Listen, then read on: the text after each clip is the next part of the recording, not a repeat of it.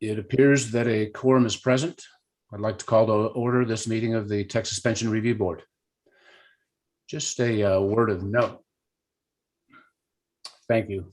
It is being recorded. We encourage all participants and listeners, please mute your microphones and telephones when you are not speaking. Before you speak, please state your name. In case we have technical issues, we appreciate your patience in advance. Please know that we're working to resolve those as soon as possible. I'd like to let you know, if you have not heard, that Rosie has resigned her position, so we have a vacancy on the board. And I'd like to ask Ashley if you would please call the roll of the members. Certainly. Chair Stephanie Leiby. Vice Chair Keith Brainerd. Here. Marcia Dush. Here. Christopher Gonzalez. Here. Rob Reese. Present. And Christopher Zook. Present. Thank you. Ashley, could you please provide us with a list of individuals who are pre-registered to provide comments, if any? Yes, we have Mr. David Stacy from Midland Firemen's Relief and Retirement Fund. He indicated he'll be on the call and he may speak during public comment. And that's it. Okay, thank you.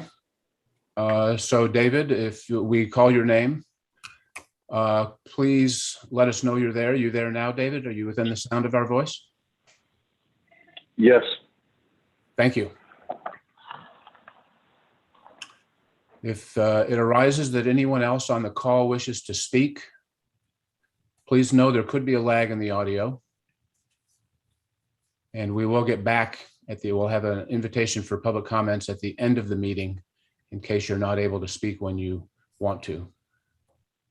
Is there anyone else within the sound of my voice who would like to pre-register to speak at this meeting? Please speak now.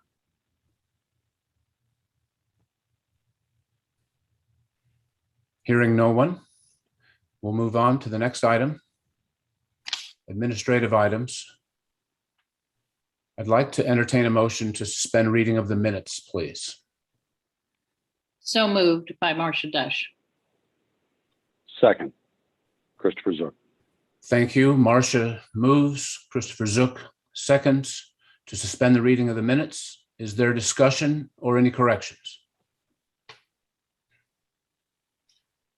Again, this is a motion to suspend the reading of the minutes. All in favor, please say aye. Aye. Aye. Opposed? Aye. Thank you. Opposed, say nay. Ayes have it. Minutes will not be read. Next, members, is item 5, Midland Firemen's Relief and Retirement Fund, matters related to the board's intensive review of the retirement system, requests for information, issuance, enforcement of subpoenas. Members, before we ask staff to provide an update, I want to remind everyone on the call that Midland Fire Fund is facing a severe underfunding condition with a funded ratio that has declined steadily over the past 20 years from nearly full funding to currently around 50%. A projected depletion date based on GASB accounting standards of 2043. Midland's revised FSRP was due in August 2019. Funding policy was due February of 2020. We've not received those documents yet. The fund has informed us that they will develop a funding policy in conjunction with the FSRP, which is now 2 years overdue. The goal of this intensive review is to assist the fund and the City of Midland to jointly engage in developing an FSRP and to provide recommendations for a robust long-term remediation plan, which includes a strong funding policy. As I'm sure you'll remember, members, 4 months ago, staff requested some very basic information of the fund as part of the review process, and we've been waiting on outstanding investment-related information from the plan. At our last meeting, the board discussed potential options to enforce the information request, including authorize the issuance of a subpoena by this board. The board directed staff to provide an update on progress of the information request to determine if a subpoena is necessary.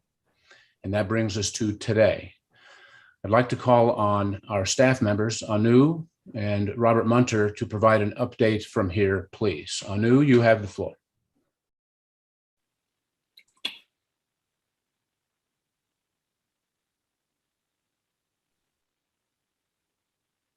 Thank you, Mr. Chairman, and good morning, members. Anumeha Kumar, Executive Director. Members, to add to Chair Brainerd's summation of Midland Fire's declining funding health, one of the largest drivers in the growth of their unfunded liability has been investment earnings not meeting their return targets. To provide some context here, between 2008 and 2018, the fund's 5- and 10-year compounded returns consistently fell short of the return assumption, except once. In most years, one or both fell at least 3% below the return assumption. And just as a quick reminder, members, given the concerns regarding Midland Fire's inconsistent investment performance, high investment expense, a significant exposure to alternative investments, and as part of the regular review process, staff asked for, like Chair Brainerd mentioned, some basic investment information, such as copies of their quarterly or annual performance reports used by the Midland Fire Board to evaluate performance. Last week, we were finally able to speak with the system representatives, including David Stacy, who is the vice chair and serves on the investment committee of the Midland Fire Board, the fund administrator, and their investment analyst who consults with the system in a research capacity. We were fortunate that one of our investment committee members, Mr. Gonzalez, was able to join the call. It was a helpful exchange. However, the fund shared some information with us, which was concerning, and Robert is going to outline some of those concerns for you shortly. And of course, Mr. Gonzalez is welcome to share his observations as well. But before we get into that discussion, I wanted to quickly note that the fund does not have some of the investment-related information that we were requesting, specifically the portfolio-wide quarterly or annual investment performance report. So this obviates the need for issuing a subpoena, given they cannot provide something that literally does not exist. I also wanted to note that the fund is much more cooperative now and is sharing some of the follow-up information that we requested during the phone call. For example, in lieu of the investment performance report, we requested that they provide monthly investment statements for individual investments that they provide to their auditors. The fund has provided some of those investment statements to us, and there is a lot to go through and would require a significant amount of staff time. We will do our best to try to piece the data together, but considering that this is an unusual situation and that we may not have all the information, it will be difficult for us to tell you how they're doing by the November board meeting. That's when we are scheduled to present the intensive review of the fund. We will continue to work with them to make sure we receive all the information that's relevant to the review, and we are thankful that they're working with us.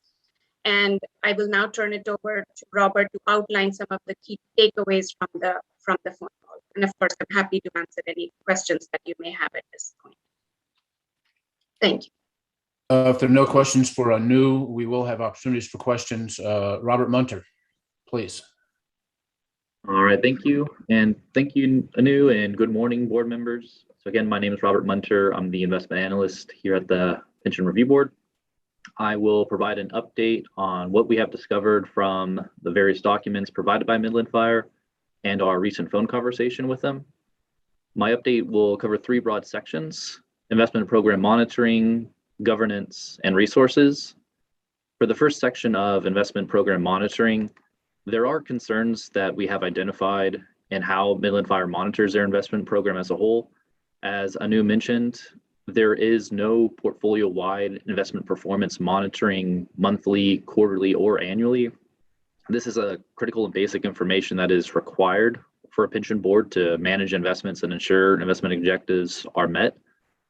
What the Midland Fire Board is doing instead is relying on their actuary to provide a year-over-year change in fund balance, which means the board only sees some individual investment performance and does not see the overall fund performance until their audit. They have also identified that they do not focus on investment expenses in their decision-making process. If a fee is in line with similar investments, they consider it appropriate and, again, do not evaluate on a portfolio-wide basis. So what we see is that for the total fund expenses as a percentage of assets for 2020, they're at 1.37%.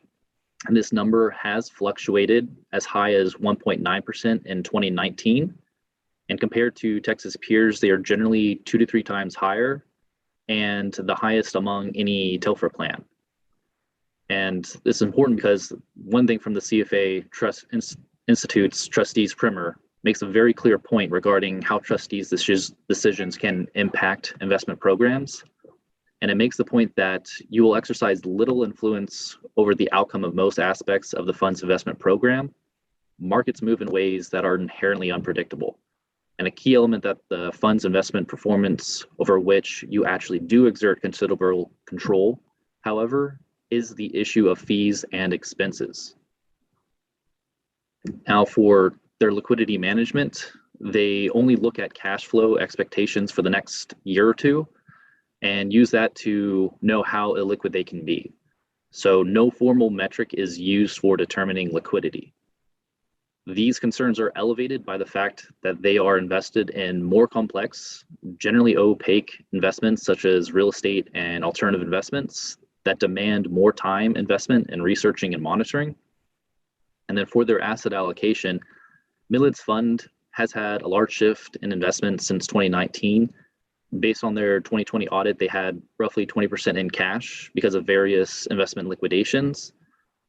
We estimate that their allocation right now, because they still have some investments that are being liquidated and moved around, it sounds like, but roughly about 30 to 35% would be in equity, 20 to 25% would be in fixed income, real estate of about 20 to 25%, and then alternative investments of around 15 to 20% as well. And so at this point, I just want to stop here for a second and see if there's any questions that I can answer before I would move on to the next section of governance. Robert, this is Marcia Dush.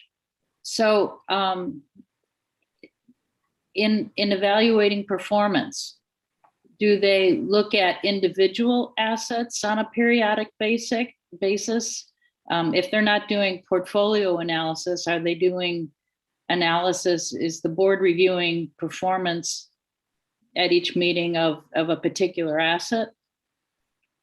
So what it appears to be, they do get individual performance information from one of their analysts that does look at a couple of their individual ones. As far as for the whole board reviewing it, we have not seen necessarily discussions around that type of a full board reviewing investment performance on the individual basis. I believe that the way that they do have it is their investment committee that they have, their members do receive a quarterly report on some of the individual investments that they do own. So that's what they are doing. And with respect to the real estate and the other alternatives, are they in real estate funds or are they owning individual properties, or are they owning so they do have two direct properties that they own, but that's their board offices, and then another sort of barbershop offshoot in Midland, and then everything else for the real estate is in some form of a fund, a sponsor that they have through which used to be CDKs, primarily the one that they have. But yes, they do use fund managers for that. Okay, thank you. Other questions for Robert on the investment performance component? Okay, Robert, please proceed. Thank you. All right, so now on to governance. So the board actively manages their portfolio with the full board approving recommendations made by the investment committee. So their investment committee conducts all research, manager searches, and makes investment recommendations to the board. From what we have seen, their board meetings are typically short and contain minimal discussion regarding the investments. And this is for the full board meetings. Additionally, the IPS does not clearly outline what the board is responsible for or what aspects are delegated to the investment committee. And despite the complexity of the investments they hold, and unlike most public plans with such allocations, they have no investment consultant who assists the board with items like asset allocation or manager selection and monitoring. They do, though, contract with a research analyst who provides the performance data that I mentioned for individual investments and additional research if requested by the board or the investment committee. And then any questions on their governance right now before we move on to their resources? Questions on governance? Yeah, this is Christopher Zook. Please. So obviously what we're hearing is highly unusual and unorthodox for the pension world that we're used to seeing. And just so I'm clear and so I understand, I mean, everybody's well-intentioned here, so don't take this the wrong way, but are they actually in compliance with statute? I mean, are they doing what the fiduciary duty that they're responsible for? Are they actually taking the steps that they're required to by state statute? Are they in compliance with that, or are they in non-compliance with that? I can take this one, Robert, and thank you for that question, Mr. Zook. A question can be asked, given the fact that they do not have a regular quarterly or annual investment performance report that the board uses, and typically what we see with many other pension systems, using that information to monitor their investment program. A question could be raised, a concern can be raised, whether or not they're effectively monitoring the investment program, monitoring manager performance, staying on top of fees or not. Now, there is a requirement in state statute that requires pension boards to evaluate the investment services that they are receiving. It says that the governing body of a retirement system may at any time and shall at frequent intervals monitor the investments made by any investment manager for the system, and that the governing body may contract for professional evaluation services to fulfill this requirement, and the plan sponsor, meaning the cities, could pay for all or part of the cost associated with hiring an outside professional to perform the evaluation. The system has informed us that they review individual investments. However, attending their board meetings, we haven't really seen the board or the investment committee engage in those types of deliberations or discussions. So in some sense, we do feel the need that concern should be raised as part of the intensive review. So just adding on, what I hear that is, what I think is pretty clear here is that the board has done things for a long time and they're used to the way that they do things. But as the world's gotten more complex, and obviously the investments they're making are more complex, they may actually be falling short of what is considered to be the normal fiduciary standard of care. And that is obviously very disconcerting, both from the standpoint of taking care of the first priority here, which is to protect the taxpayers of Midland. The second priority, which of course is to honor the promises that we've made to the pensioners and the retirees and the employees of the city. But with that comes the potential risk that if somebody did a public information request, that they would find that there's all of these gaps in governance, which could potentially subject the plan itself to liability to the underlying the underlying employees and the retirees and things of that nature that could create a lot of mess and cost and expense, as well as obviously negative publicity for the plan, for the city, et cetera. So, the fact that we don't have the ability to even get the reports that they're required to send us because they don't have them, to me, has got to be a major focus of the review of just getting good reporting standards in place. The investments may be the best in the world, but if we don't even know how they're doing, it's impossible for anybody to feel comfortable with that. So I just think that's got to be a real emphasis to make sure that that standard of fiduciary duty is being met and that's fully complying with statute, so that there can be no questions that everybody's doing the best job that they can and that we're documenting it properly. Thank you. This Yes. is Marcia Dush. I think when at the board meeting, we discussed that the Midland Retirement Board was 75% in compliance with their educational requirements. And I think you mentioned that there might be a couple people then who are not compliant, which means that they may not have gone even through fiduciary training. And so I guess I would register a concern about whether or not all members of the board are familiar with their responsibilities. And I would like that perhaps to be addressed in the intensive review. We can certainly incorporate those concerns in the intensive review. And just to elaborate, there are 2 citizen members serving on that board who have not taken the core training. There is some concern with regards to volunteer board members that we have heard from systems that they have been serving on those pension boards. They know what they're doing. However, they don't have time to take the training, which of course does not comply with the statutory requirement. And so we will make sure we raise those concerns in the intensive review.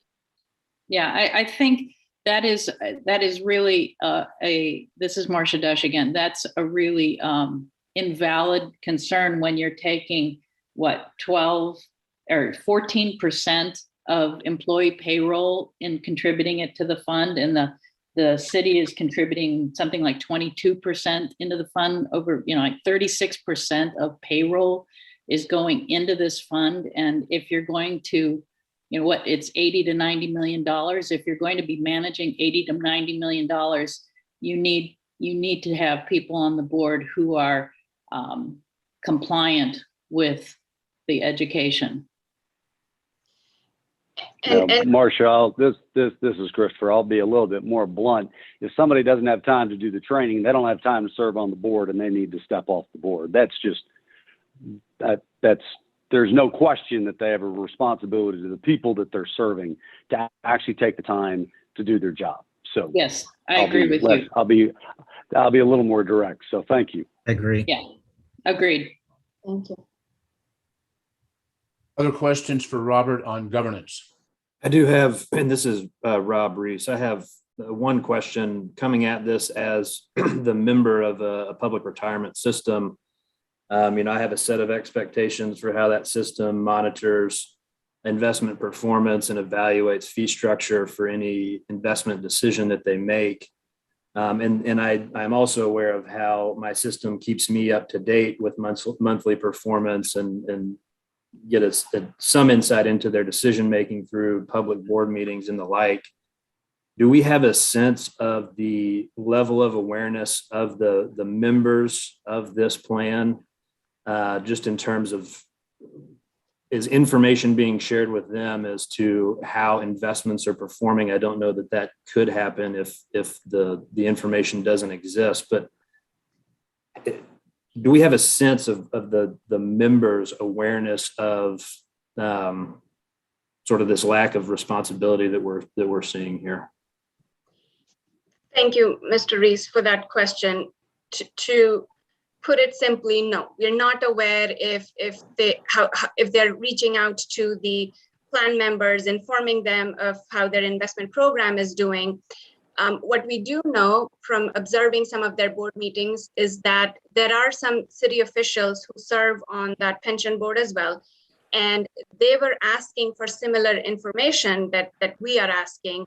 And what was the response from some of the trustees was that information on at least individual investment performance is provided to the investment committee. So we get the sense that a lot of discussion, however, we haven't witnessed any of those investment committee meetings where those deliberations happen, is the sense we get is they are saying is happening at the committee level, but it appears that the information is not as transparent as you would expect a pension fund to have, or as we see with other pension systems providing through their website, member outreach, whatnot.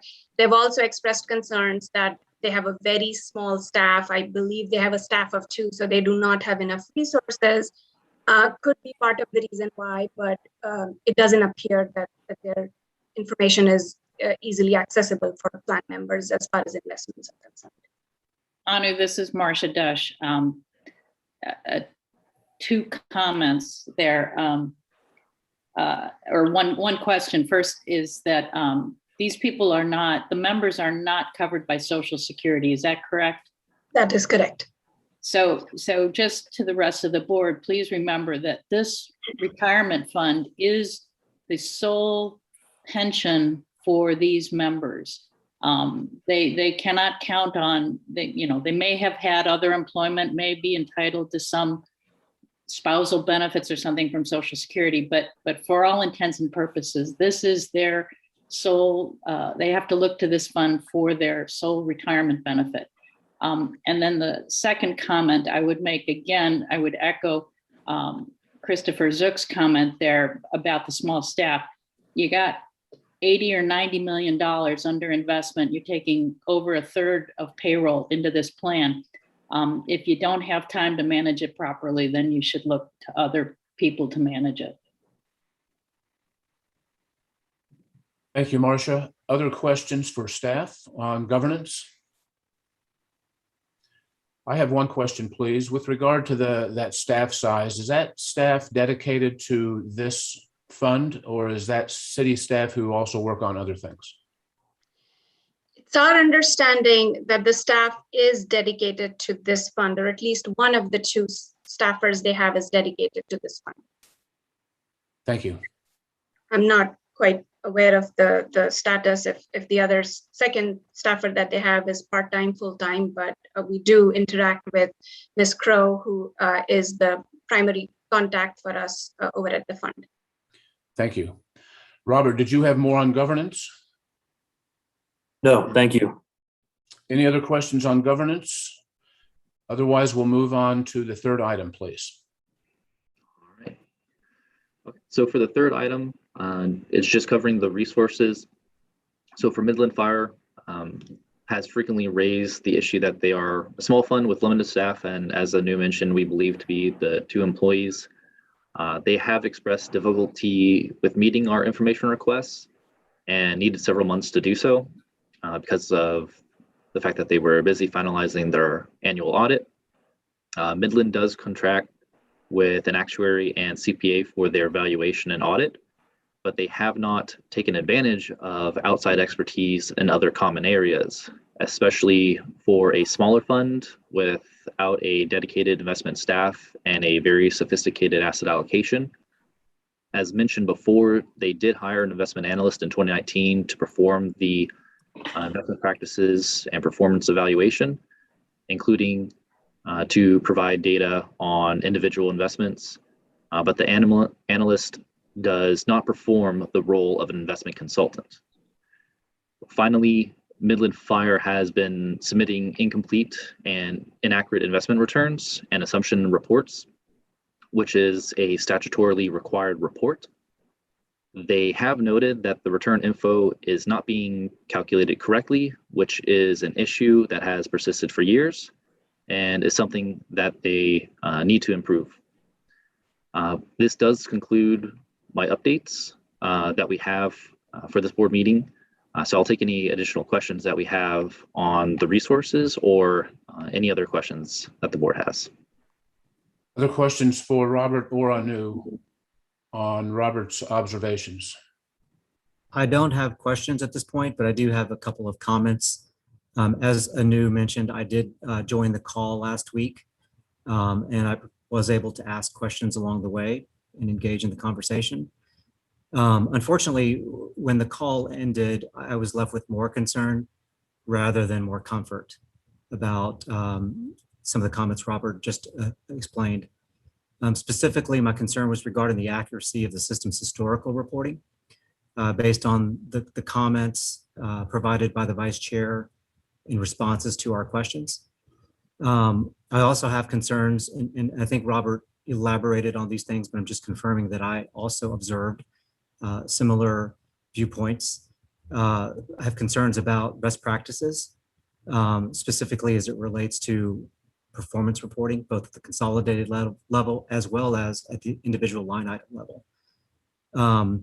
There was a comment during the discussion that the custody bank, I believe it's Frost, had what was believed to be not necessarily inaccurate, but weak data points.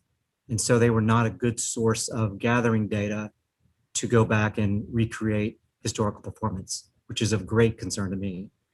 And so I think the system, from what I could tell, currently lacks strong and sound policies, processes, and procedures as it relates to performance reporting, both again at line item and consolidated level. And in best practices, from my experience, once a system establishes an automated process and procedure, usually by the custody bank or a consultant or a combination of both or an internal staff, it's pretty much simple work to build a report. So it's not a complicated matter once it's established. I understand getting it going can be a bit of an overhaul, especially if it hadn't been in process before. And so, you know, I don't think there's a reason to not have this type of reporting, again, barring the effort at the beginning. But my greater concern is what we've been receiving in reporting historically and whether or not it's accurate. And so I'll stop there. Turn it back over. Thank you, Chris. I have a question about that subject. And you, Robert, or Anu, any or all of you, feel free to weigh in on this. But can you talk about how we came to know that the investment return reporting was inaccurate? Who brought it to our attention? Did we discover it ourselves? How long has it been going on, et cetera? The vice chair of the fund, Mr. Stacy, mentioned that to us both during the call that we had with them last week is when he mentioned that. And it's my understanding that since the reporting requirement was put into place, which I believe was back in 2015 when the legislature added that requirement to the government code for retirement systems to report their investment return and assumptions information to the PRB. They have been reporting inaccurate information to us. And if I'm wrong, of course, Mr. Stacy can correct me, but that's my understanding based on the conversation we had with them last week. So as far as we know, we've never received accurate performance reporting from the fund. That's correct. Okay, we will have an opportunity for public comment at the end of before the end of this meeting. And just to clarify, Chair Brainerd, for that specific reporting requirement, right? Given the requirement is for the systems to report their investment returns, they have not been accurately reporting that information. Right, thank you. And can you confirm that the investment committee is a subset or a subcommittee of the committee that oversees of the board that oversees the fund? Or are there outside members? No, they are members of the board. Okay, thank you. Yep. This is Marcia Desch. Again, Anu or Robert, do we now have enough information to complete our intensive review? We have given, in lieu of the investment performance report, we requested individual investment investment statements that they provide to the auditor for audit purposes. So the system has provided some of that information to us. Given we have a small staff as well, it is going to take some time for us to go through that information, trying to piece things together, and we may not be able to get a full picture, given we may not have all the information tied to their private equity side of the asset allocation, but we are going to do our best and report back to the board at the November meeting if we were able to accomplish. But certainly today we have a lot more information than we had in the past. So in some ways, they've been cooperating with us and have provided more information, which is going to inform the review. Again, this is Marcia Dash. I normally would comment about wanting to see something like an asset liability study for a plan like this, particularly where you have concerns about the fact that they're so underfunded and that they have a negative non-retirement or non-investment cash flow. But if we're not even really comfortable with what the assets are and what the returns have been in the past, I'm not sure I would even recommend an asset liability study at this point in time until there's a better understanding of the management of the investments. Thank you, Marcia. Other comments or questions for staff? One more question. Please go ahead.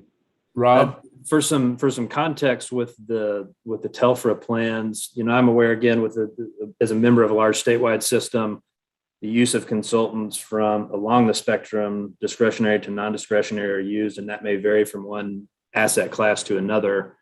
But with the other TELFRA plans, what sort of how are consultants used for some of the peers of the Midland Fire System, whether it be a fully outsourced CIO model or something where at least they have a consultant that provides a set of recommendations for decisions and maybe handles compliance reporting, that sort of thing. Can you help give me some context on what the peers of Midland Fire, the TELFRA peers, do in that space? Yes. So most of the peers, they have some form of an advisor consultant that appears to be where the boards are offloading a number of the responsibilities for performance monitoring, investment selection, asset allocation.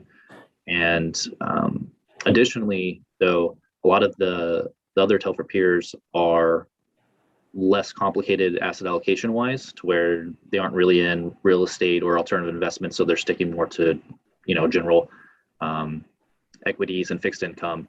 So that way it's a little bit less requirement and research that they're having to do. But they're primarily just using their investment consultant to help them with everything starting from the asset allocation to the investment manager selection. And then they just approve what is being recommended by their consultants. And Robert, this is Marcia. We have had some concerns where the consultant is also functioning as a manager, where they are essentially putting money into their own funds or whatever. So sometimes the consultants and kind of the manager of the funds are the same thing. Yes. Not the case here, though, right? Because we don't really have a consultant in place. Is that right? Correct. For this, the investment committee for Midland Fire is essentially doing all of the manager selection, asset allocation, everything. Christopher, did you have a question? So I did. I've got a couple of more comments as opposed to questions. One of the things that is always hard is, plans like this typically don't want to use consultants because they're expensive and, they just don't feel like they're going to get enough value for that. One of the things that is a reality in this situation is there's already been an expressed, statement of, it doesn't matter what the fees are, all we care about is what the returns are, of which is 100% true. The only thing that matters is the after fee return for the investment. However, to not invest, 10, 15, 20, 30 basis points, whatever the number might look like, in order to have a top class consultant come in, make sure that the governance is the way it's supposed to be, the reporting is the way it's supposed to be, that the reporting actually complies with state law, which is really important. The workload obviously is a lot less for the staff. It's a lot less for the staff members, the board members themselves. But the other thing that I hope that the board of Midland Fire will appreciate is it also takes the spotlight and allows it to be refocused on someone else. If there is no consultant, there is no place to go except for the board themselves and the investment committee themselves. And obviously, all of this conversation has been about what is not being done. Now, we do know that the investment performance has been lacking. That's unquestioned from the actuarial reports that we actually have gotten. We absolutely know that the plan is going to run out of money, as the projections show. In 22 years, it's going to be gone. And to Marcia's point, the pensioners are going to have nothing to show in return.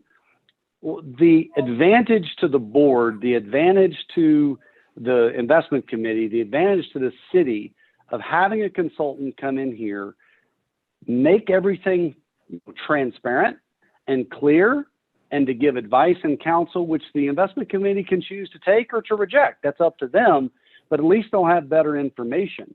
For anyone to manage an investment portfolio, whether it be of $2,000 or $90 million, without knowing what the value is quarter to quarter, means there is no real oversight and real management that's being done there. Let's outsource that. Let's get that done by a consultant, and that will fix the vast majority of these issues. So what I would encourage staff to do is, as part of the intensive review, to present obviously to the board and then ultimately to the legislature, et cetera, to be able to say how much that would add value, not only to the employees and the retirees and to the city itself, but also how much it would help this very understaffed plan and these very overworked board members who obviously don't have time to do training because they're so busy. We need to get them some help, and obviously outsourcing that would cover so many other bases as well. So strongly encourage the plan itself, as well as obviously our staff, to consider getting a good consultant in place, and let's get this ship righted and move forward in a way that will enable everybody to feel more comfortable. Thank you. Thank you, Christopher. This is Marcia. Again, having been a consultant, actuarial consultant, I know that there are good consultants and there are perhaps some not so good consultants. And so I think the question is there a way to help Midland find a reasonably priced good consultant? Is that a function that they can, is there some help that we can give them in directing them to finding a good consultant, or can we point them to other plans that seem to have this, under control? We can certainly put a list together of investment consultants that are being used or hired by other TELFRA systems, other pension plans in Texas. Of course, we cannot recommend, being a state agency, we cannot recommend consultants to them. And as far as cost is concerned, the statute, of course, allows the system to work with the city and for the city to be able to pay part of the cost associated with hiring an investment consultant, because that's something we did hear from the system during the call, that hiring a consultant is expensive. So they certainly have that option under the state. And this is Christopher. Obviously, as an agency, as a board, we cannot tell them who to use. We cannot advise them who to use, et cetera. That said, it's pretty well known in the industry who is a solid consultant and who is not. And so, personally, through my involvement in the industry, if they would like references or for me to help them check out consultants and to give them, my professional opinion in that regard. Obviously, I can't advise them what to do because I'm part of this board, but I certainly can give them opinions, and I am more than happy and available to be helpful if I can be and if they would like me to be. So I make that offer as the professional investor on the board. I do it every day, and I know who the consultants are, and I'm happy to help any way I can. Yeah, and I echo that. I can also offer up similar type of help. And I think that is our goal here, is to really help and assist this plan or this system to get to the point where reporting is accurate and there's a comfort level with it from both sides, both PRB and the system and their members. And on that note, I'd like to request or direct staff, if I could, or at least request that staff research what other possible recourse the PRB has to get the information it needs to feel comfortable with the system's reporting, that it's accurate, it's fully transparent, and that they also have measures of best practices and policies, procedures in place as it relates to reporting. Because it seems to me, this has been going on, I think I wrote 2 years or longer. In my view, again, going back to my earlier comment, 2 years would have been more than enough time for them to gather up the information that they needed so that this month they could have, or the end of last month, they could have provided everything that we needed accurately and by that deadline. And so it seems to me as though that they're not either aware of what they can do, they don't have the resources, whether it's money or people or both, or not willing. And so I think we should investigate whether or not we have additional recourse to get the information and the reporting that we need. Thank you, Mr. This Christopher. This is Christopher. I'll let you answer that anew in a second. I do want to apologize. I forgot, since Christopher Gonzalez has joined the board, he also is a professional investor and does this every day and has actually managed a fire plan before in the past. So again, I would go on the record of saying, for this plan and any of the plans that are out there, we're here to help you. We're here to advise in any way we can. And obviously, Mr. Gonzalez has managed a very, very large fire system. And obviously I'm involved in the investment business as well. So let us help you. Let us be there as a resource for you. And sorry, Anu, I'll let you answer the rest of Chris's questions. And if I could, real quick, just to add a little color to the consulting theme and discussion we've had. So at Houston Fire, we actually, for part of my time there, we did not have a full-on retained consultant. So we had a large staff of investment professionals who some had been at investment management firms, some had been at other pension plans, and some had been at consulting, including myself. And so the combination of that, the committee, based on our policies and procedures and best practices and some of the evidence of the returns that we were delivering, gave confidence in us to manage the portfolios without the use of a consultant.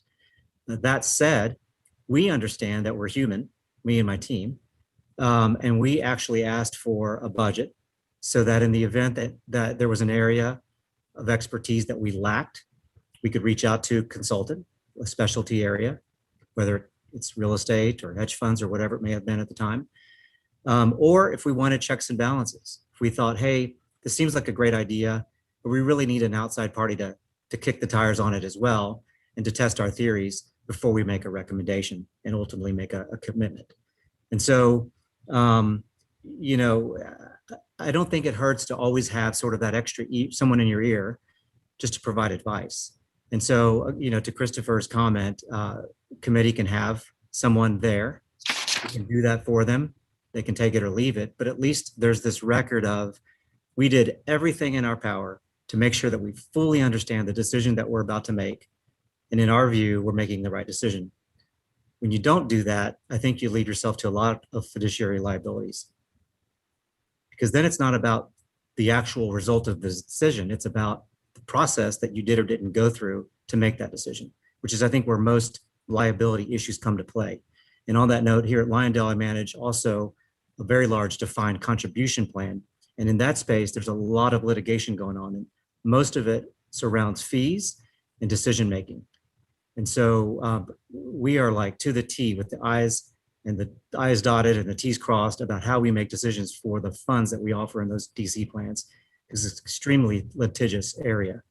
And so I think as a committee member, a fiduciary, the Vinny investment portfolio, that's a responsibility number one. Thank you, Chris. Yeah, I think that these points are very well taken. I do think that there is a lot of liability potentially out there, both fiduciary and legal. And I would encourage the Midland Fund to consider reaching out to y'all or somebody who can advise them on this. Anu, did you understand Chris's suggestion with regard to gathering information from Midland? Thank you, Mr. Brainerd. Yes, and to quickly respond to that, we can certainly talk to our Attorney General Counsel to seek her advice, as well as I wanted to mention that the city has, when we were going through the information request process, the city had stepped up and offered to help the PRB pay for any reasonable cost associated with procuring or providing the information that we were asking. So that's certainly an option for the fund to consider if the city were to step up and offer to pay part of the cost associated with hiring a consultant or working with their custodian bank to put the information for the investment return PRB 1000 report, as far as going back to the concern about the accuracy of the information that they have been reporting. The fund certainly has the option, given it's our understanding, the city has offered to work with them and pay for any associated cost to consider potential options, hire a consultant, work with their bank, and figure out how they can correct the reporting, both moving forward and also considering if they want to go back and fix some of the historical information they have been reporting. Anu, thank you. I infer from your response that we do have a line of communication going with the city and they are cooperating? Yes, the city has offered to help and has been very cooperative in this whole process. Great, thank you. Any other comments or questions on this item? Robert, did you complete your presentation? Yes, my presentation is complete. Thank you, it was well done. Last call for comments or questions on this item.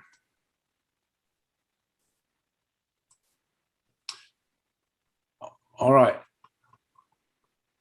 I would entertain a motion to direct staff to work with the Midland our investment committee members to finalize the intensive review for the Midland Fund for the full board's consideration at our November 2nd, 2021 meeting.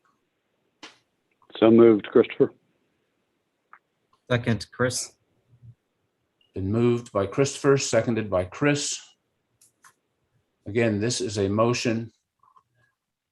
This is Marcia Dush. I would think that the intensive review would also have some actuarial input. And so I would think that the actuarial committee would also do some review before it's presented to the board. Anu, is that appropriate? Excuse me. Yes, that's absolutely fine. Yes, we will work with the actuarial committee as well. We don't have a formal committee meeting scheduled. The hope was that the staff work with the investment committee members as well as the actuarial committee members, of course, to finish up the review for the November board meeting. Thank you. So we have a motion that's been seconded to direct staff to work with the PRB's investment committee to finalize the intensive review for the Midland Fund for the full board's consideration at our November meeting. Are there further comments or questions? If not, I'd call the question. All in favor of the motion, please say aye. Aye. Aye. Aye. Opposed, say nay. It looks unanimous. And we will see this item again at the November 2021 meeting. Thank you. On to the next agenda item, call for future PRB agenda items. Are there any suggestions at this point? I have one. Please. I don't know, this is a future agenda item or a request to staff first, possibly both. But I'd like to have, ask staff to look into the possibility, and this is related to Midland as well, but I think it goes over all plans, it covers all plans. Look into the possibility of adding a liquidity report to the annual required reporting by systems. And I can certainly help with that design, as I've created many over the years. But I think to some of our discussion points and what we've learned in this discussion with Midland directly, liquidity reporting would be helpful use of data for us to understand some of the metrics that we look at. Specifically liquidity tied to the portfolio that they manage and how quickly that portfolio could be turned into cash. Thank you, Chris. Anu, that sounds something like staff can do without a motion of the board. Do you agree? That's correct. We will certainly work with Mr. Gonzalez to explore that reporting and report back to the full board at the November meeting. Sounds like a positive addition. Thank you, Chris. Other suggestions for future board meetings? Hearing none. Date and location of the next meeting is Tuesday, November 2nd, 2021, when we will be hearing more about this. Next is an invitation for public comment, and this is an opportunity for meeting attendees to address the board. You will have 3 minutes to do so. And now is your opportunity. If you'd like to address the board, please be sure to unmute your phone and state your name and organization.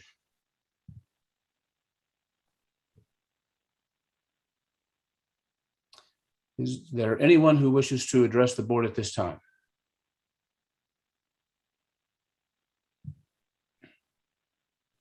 Going once, going twice. Okay. David Stacy from Midland Fire. All right, you made it. Mr. Stacy, welcome. You have the floor for 3 minutes. I am looking forward to an opportunity in a face-to-face meeting at the conclusion of the staff's intensive and committee's intensive actuarial review of Midland Fire, and engage in exchange of those findings and discussion about those findings.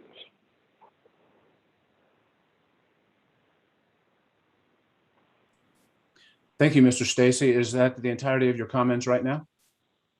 For the moment, yes. Okay, thank you. We look forward to seeing you at the November meeting. Thank you for your comments. Is there anyone else who wishes to address the board right now?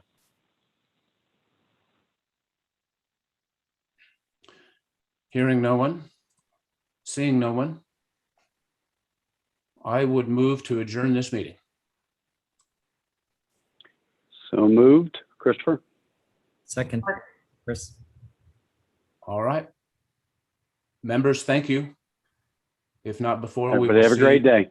we will see you in November. Thank you, staff.